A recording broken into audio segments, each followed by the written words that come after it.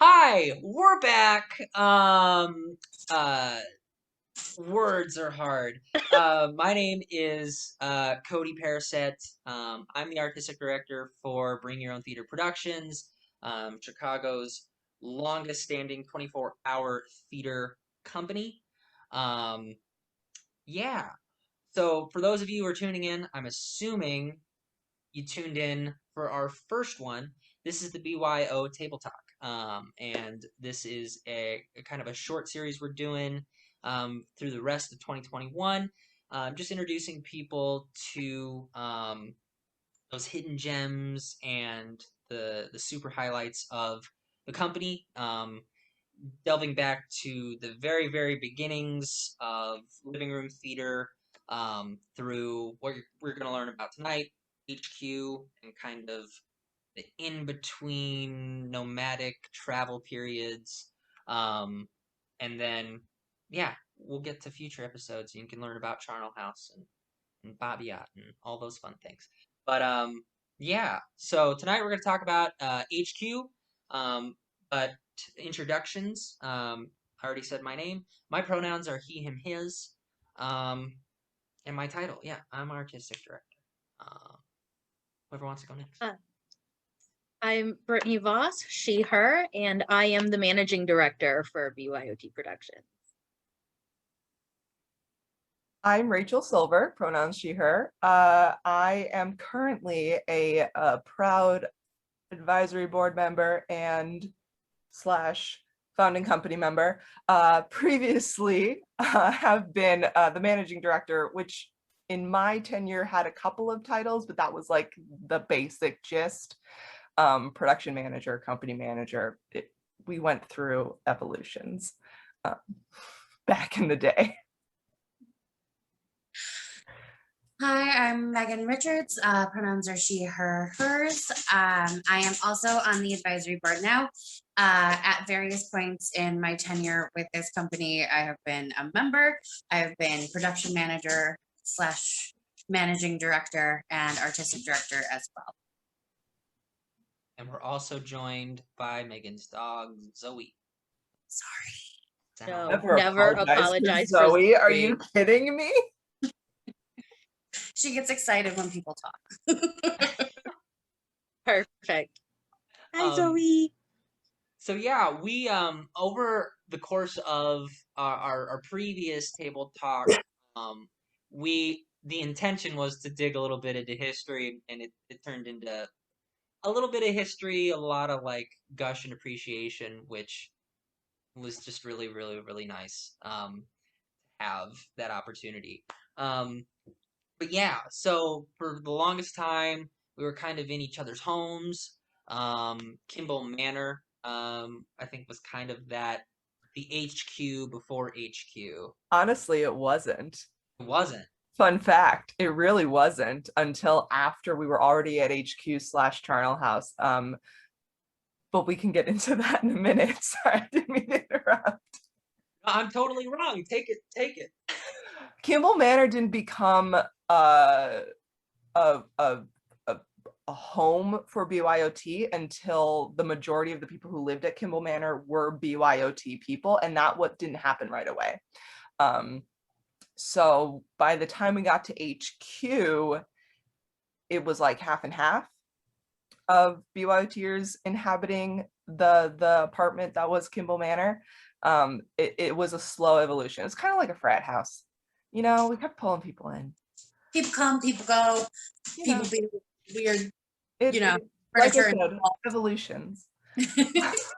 There were a couple of apartments that we kind of would rotate through when we were nomadic at the beginning, just because we knew we could count on them, on those people being like, yeah, sure, invite 30 plus people over to my house for 12 plus hours at a time, no big. Because we really would invade people's living rooms and just not leave for like a day and a half. But there wasn't a home until we got to HQ.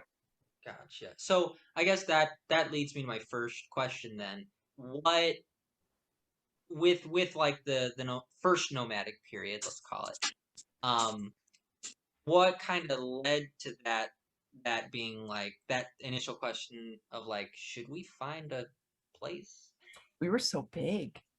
We were getting audiences that we could not fit into houses anymore, which was kind of cool. But we were, because the cast is anywhere from 20 to 25 people, give or take. Plus, if everyone has one friend that comes, suddenly there's 50 people in the house, if I do my arithmetic correctly. So we were getting very big, and we really weren't able to fit in the average living room anymore.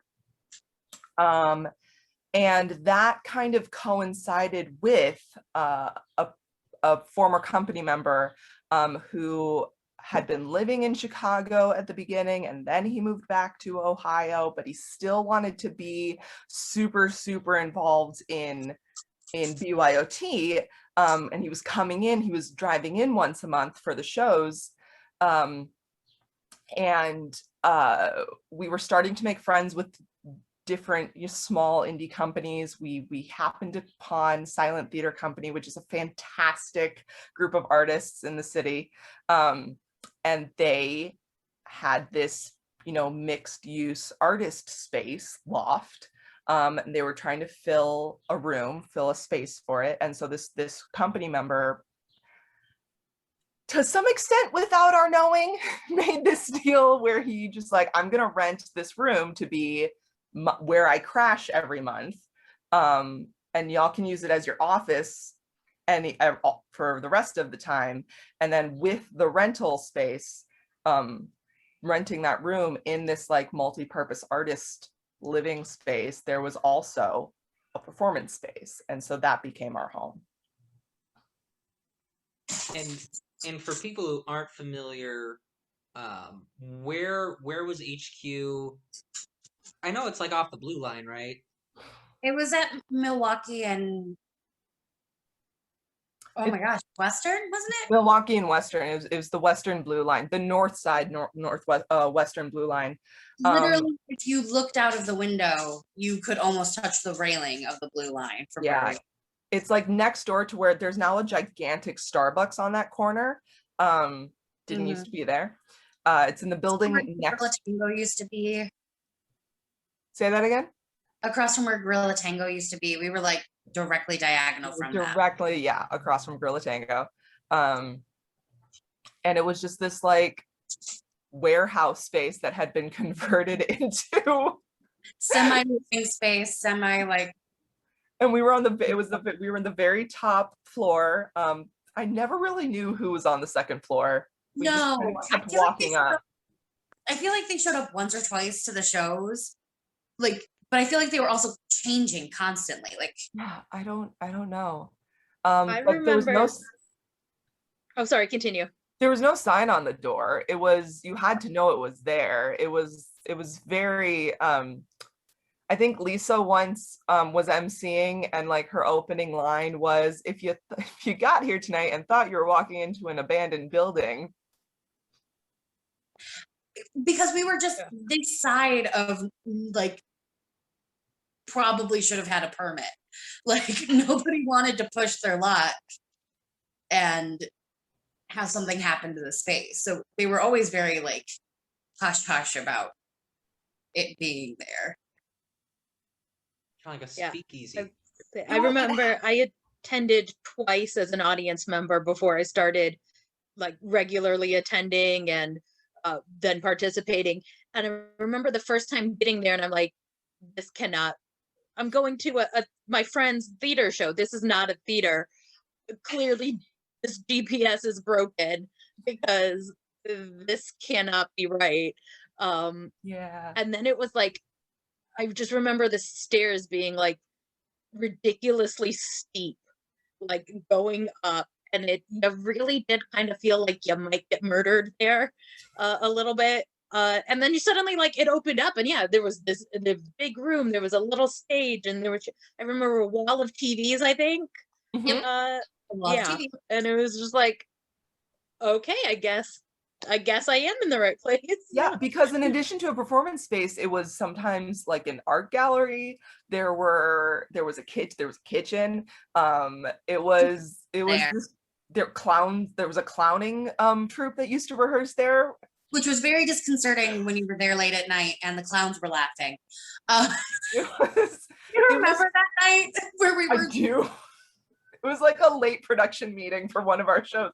It and we was were trying to get set up for we were trying to get set up for BYOT. So we were like trying to get the costumes hung and everything. yeah. Clowns are in the living room laughing. And we were just like, It was such a strange space. It was such a blessing of a space, honestly, because I think we did so much growing and like soul searching and like finding out who we really were as a company in that space. There were some struggles, don't get me wrong. But it really it kind of took everything we loved about invading somebody's living room and kind of made it bigger. We were still in a living room. People were sitting on dilapidated couches and weird love seats and odds and ends and chairs, like because there were folding chairs that we would pull out of some corner. And there's a little stage and there was a basic light board and soundboard and like fully functional stage that was a little uneven. oh, And it was just like, it was where we lived our best punk rock, blue tape, living room, theater lives for a couple years. It was great. and it gave us the chance to focus on other things instead of finding a space every. Yeah, it took a lot of stress. Although there was one year where I convinced the staff that we should still do like once a quarter in what I called an away game. The away games. So that we wouldn't lose our nomadic soul. And so that year we like did a show in a bar, we did a show in a bookstore. It was like every 3 months, instead of using the perfectly good space that we had, I was like, let's go somewhere else. I love that though. It's like just like taking the plant out of the soil, putting some new soil in, mix it. So when were the years, the calendar years you would have been in HQ? Oh God. I know we were there by 2015. I think, yeah, because you guys had, I think, established yourselves just a little bit before I had come in. We had our first birthday party. We were already at HQ. So we got there in 2014. Because yes. Yeah, because this year was 6. We were there by May 2014 because that was our first birthday cake. Dang. Nope. May 2015. That was our first birthday cake. I We are can do great calendar at math. math. We are so good Oh. at math here. Like we're theater kids, not math I moved to kids. Chicago. Like I had to like find my landmarks. We were there probably somewhere fall winter 2014. Because by May 2015 we had been there for a few months, and then we were there until 2018. yeah 2018. So we had the year being nomads, yeah and then on the Charnel 2019, and then 2020 hit. So we were only Charnel for we were only established at Charnel for a year or year and change before everything happened. Which blows my mind. Yeah. But, So it was about 3 years of HQ. yeah. Yeah. I mean, and we did our first BYOT there. We did our first. We did 2 BYOTs there, I think. We did 2 BYOTs there. Mhm. We staged and rehearsed our first full length there, like original full length. We did our first fundraiser was there. Talk about speakeasy. Our first fundraiser that Meg Riley organized was a speakeasy. It was immersive theater. We had a concert, we had a raffle. It was brilliant. We did cabarets there. We It was such a great space for us. Yeah.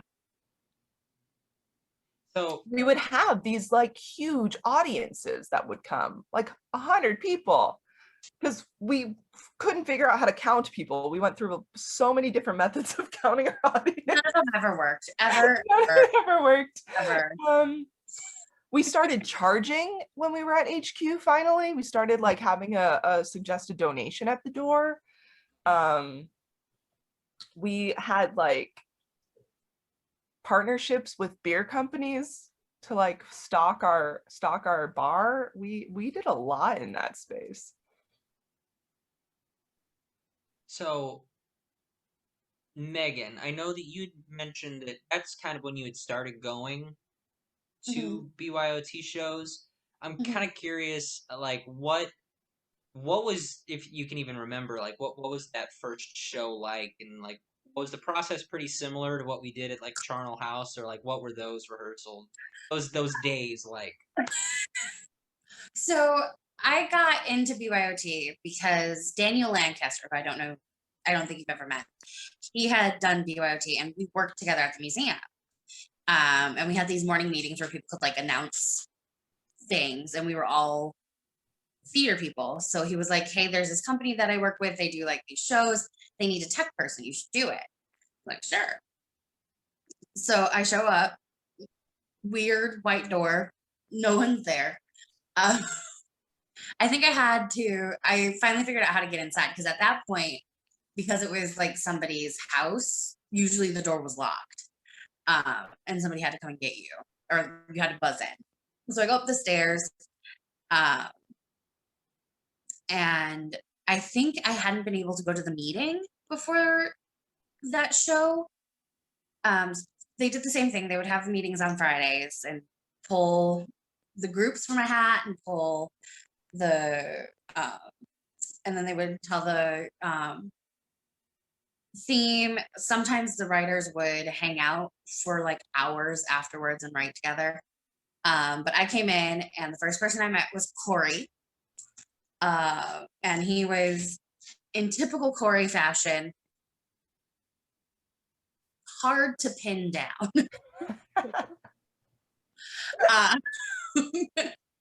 And he was teaching me the light board that he built, which was just like a 2-switch, like dimmer made out of plywood. It was brilliant. And we were just kind of going through everything, and I started meeting everybody one by one, and it was a long day. Back then we had horrible trouble making sure the techies ate, because we never remembered to put gaps in the schedule during the dress rehearsals. So like it would be so long, like you're on the floor by the end of the day, and there were no chairs until the actual show. And even then, like if you were a techie, you were standing most of the night anyway. So like you'd end the show and just be like, I can't do it. But it was this huge packed show. It was in May. That place had no air conditioning. It didn't work very well. It didn't work very well. Tried. So like I'm meeting all these people, and it's packed show. Everybody's like real gross and sweaty, but it's so much fun. And by the end of the night, I'm told I can't leave. And that was my first night, because they found out I could do tech things. I think I made someone's costume or like pin something together, and that was it. Everybody was like, "You're ours." And I missed the next month because it was my birthday, but then I came back and I didn't miss another show for like 3 years. Oh, we get you. Was on staff. But yeah, it's hard to explain HQ. It was rickety, but very homey, and it just worked. Like, it was a place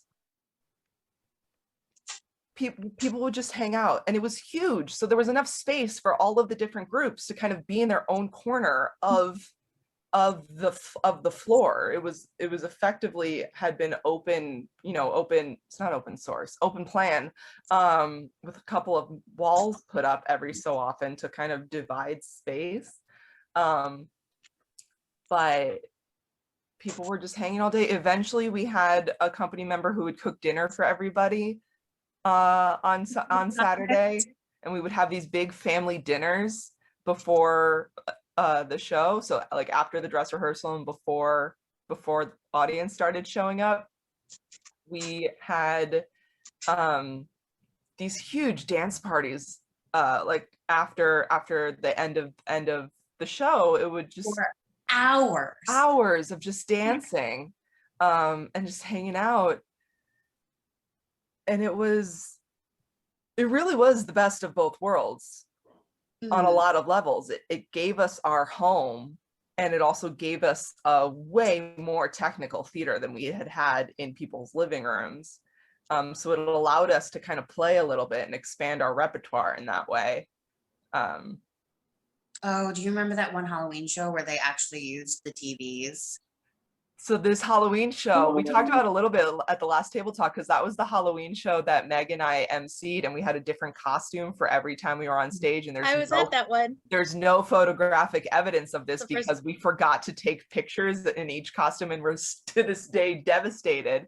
And that was the show, in my mind, show that every playwright got like a Halloween movie genre, so it was a little bit of a twist on the theme.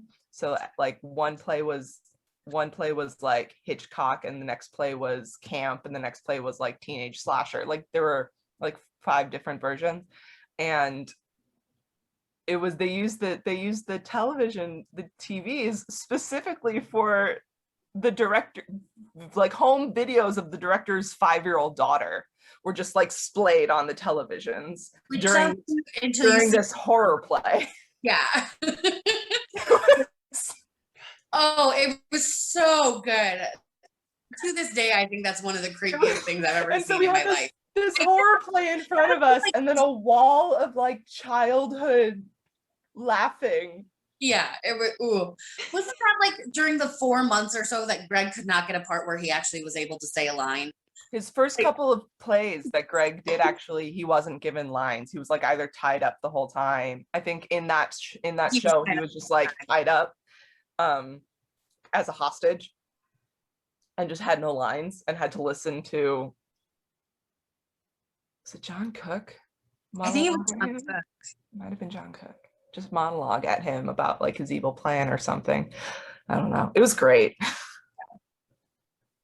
People got really creative. Mm-hmm. So with all of this, because it sounds like HQ is an amazing place, why did we stop using it? Why did we go nomad again? It was not our choice. So the short answer? We had just had elections, and I was the new production manager.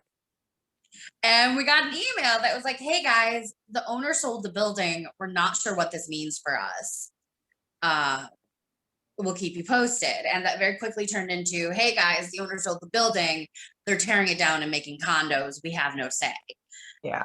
So if we could have stayed in HQ, we probably would have for at least another couple of years. But at that point, we were actually getting a little too big for HQ.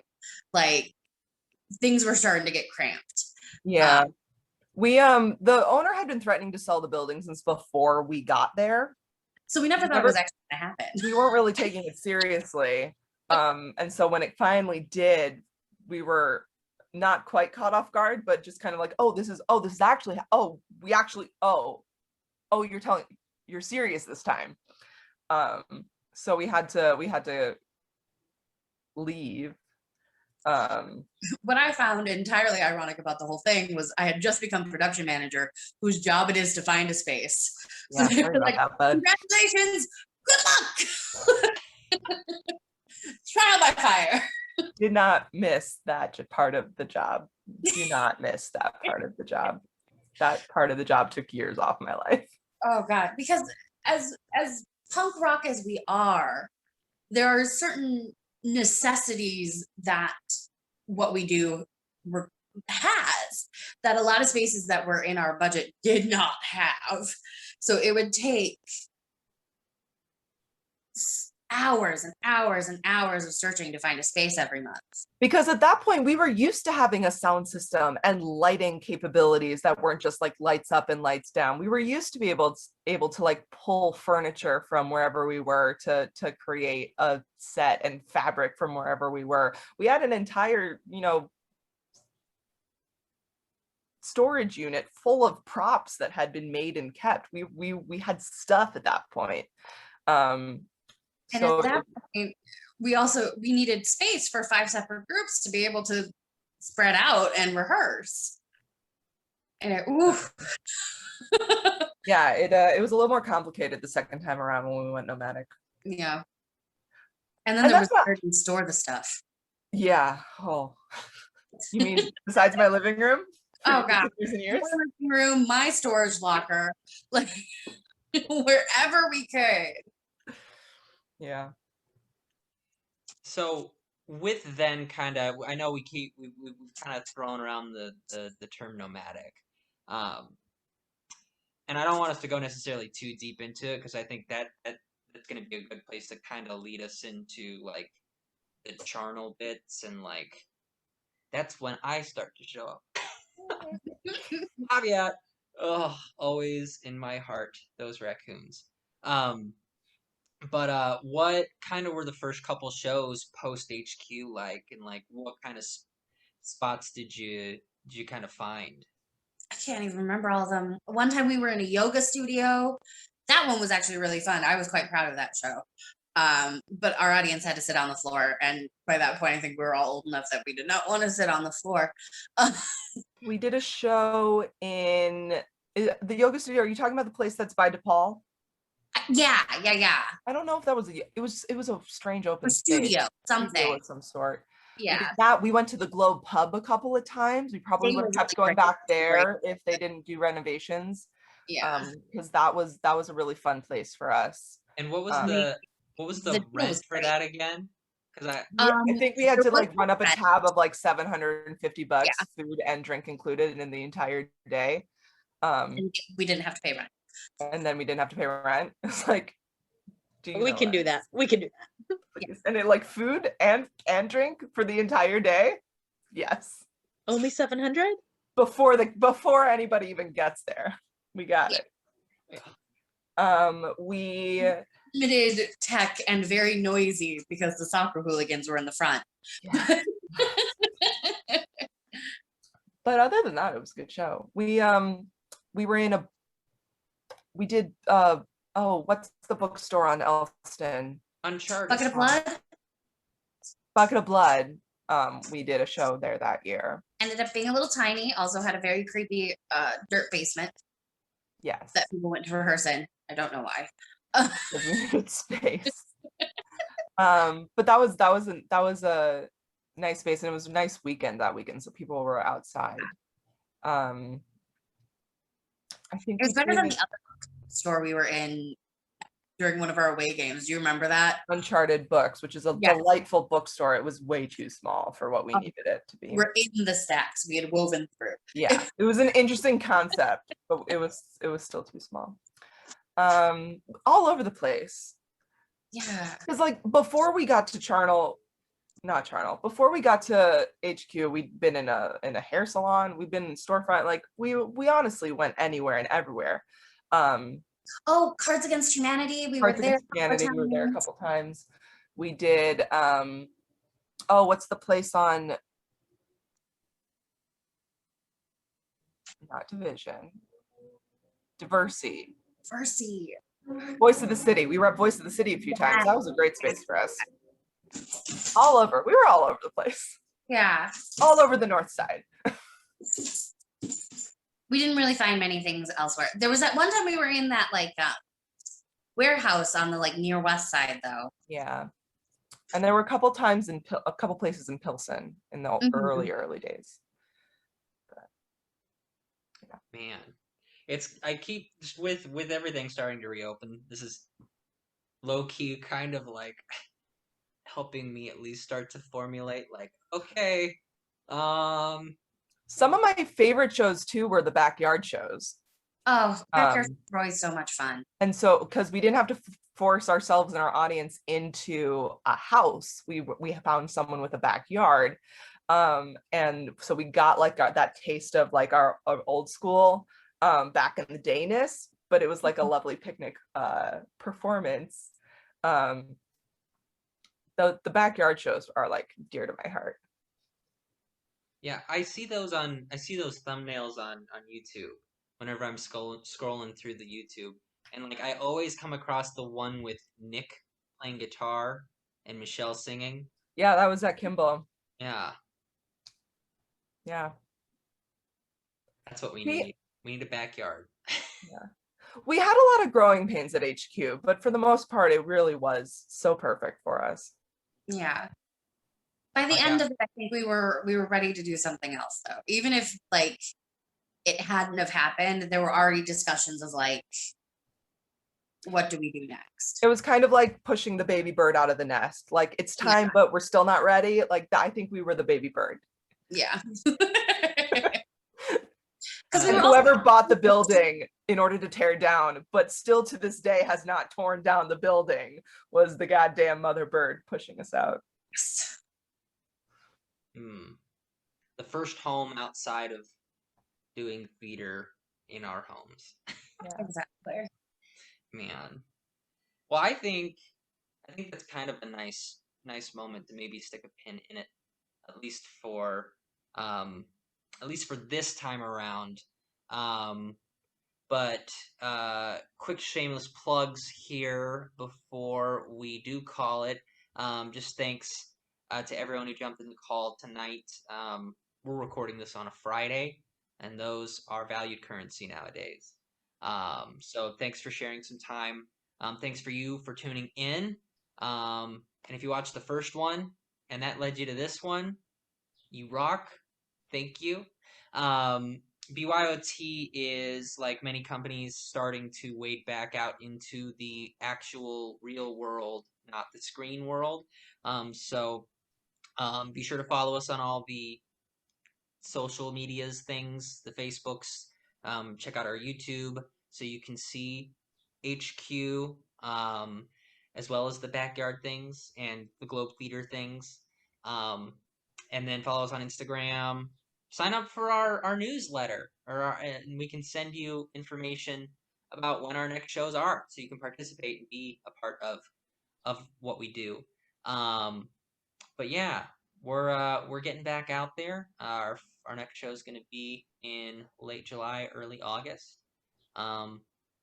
Thinking maybe in a park. Who knows? But thanks so much, and again, thank you for everyone jumping in the call, and come play with us.